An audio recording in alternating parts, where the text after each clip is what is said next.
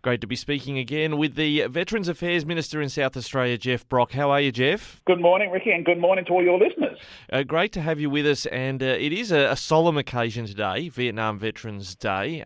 First of all, just what is the significance of this day? I guess as the years go on, we need to keep reminding people why it's so important. Well, look, it is, and I've got lots of friends, as a lot of other people have got lots of acquaintances and things like that went over in the Vietnam War. I've got a brother who went across there, and it's the significance of to just keep remembering the sacrifices that those young kids, and they were only young kids that went across to Vietnam.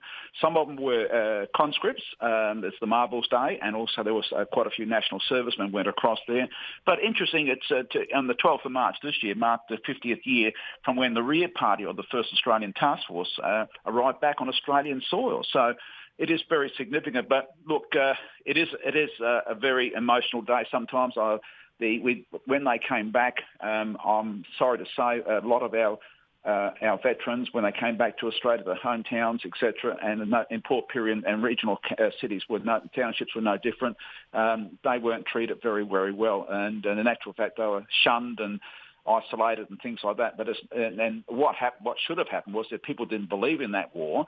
They should have actually taken out on the government of the day, because these young kids, they were going across there. They were working fighting through the Australian Army, and they were fighting for a cause and to liberate a country over the other side there. So. And I've got lots of friends and as other people around the areas that the families had made great sacrifices. They lost loved ones in that conflict, and even from the conflict going forward, there's still a lot of people. And I'm finding this out as the Minister for Veterans Affairs. The more I go around and talking to younger veterans about the issues and the challenges they've got, and there's still lots of challenges out there. And we as a community, we as a nation, as a state, we need to be able to walk with these people, help them out and support them where and required. And when they ask for, if they're not asking for help, but there's a lot of people out there that are just sitting back and just doing nothing basically. They're getting on with their lives, but we need to make certain we embrace those people, those young kids in that particular time. And they're not young kids anymore. They're in their 60s and 70s, and we need to look after them. For the younger generation might be listening to this, might not be aware of that history that you've sort of gone through there. It wasn't really by choice that a lot of them went over there, and yet they were ostracised when they came home. Yes, and this is the issue, and a lot of the young ones don't know these days. They see a lot of conflicts on the TV, and quite frankly, I'm starting to think that, are we getting immune to seeing stuff on the TV? We see what's happening in Ukraine and other locations across all of the world at the moment, and it's an utter disgrace. The human society needs to wake up to themselves. But in those days there, yes, there was what we call whatever they drew marbles out in that particular era. And if your number came up, and for argument's sake, if my number at my birthday, the 24th of February, if it had come up, I would have been straight into the army, straight into the armed forces, and for a period of time, there was no questions asked.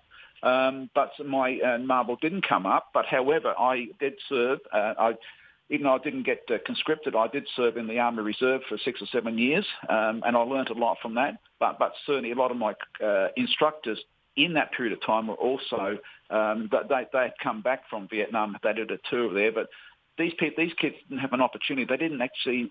Some of them volunteered they went into the army and went across, but lots and lots of them had no idea, and they were just basically conscripted to go across. They did what they were told, what was asked of them by their nation, their country, to actually help the South Vietnamese get away from the North Vietnamese at the time.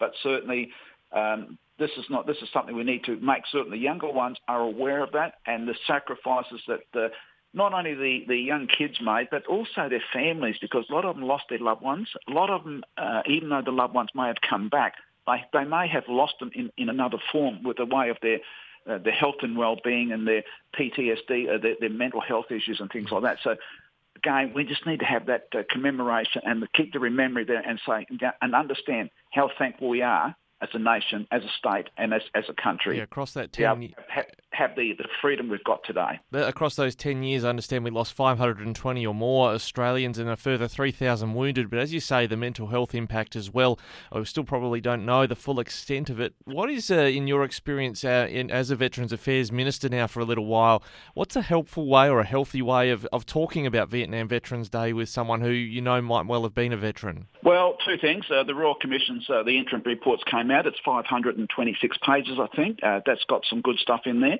They're coming over to South Australia in the next 12 months. Their next report won't be finalised until 2025. I've had people come and want to talk to me as the Minister. I've had meet the Minister at the Torrens Parade Ground. I went to the southeast just recently and went to Mount Gambier, Millicent and Penola, met veterans down there and their families.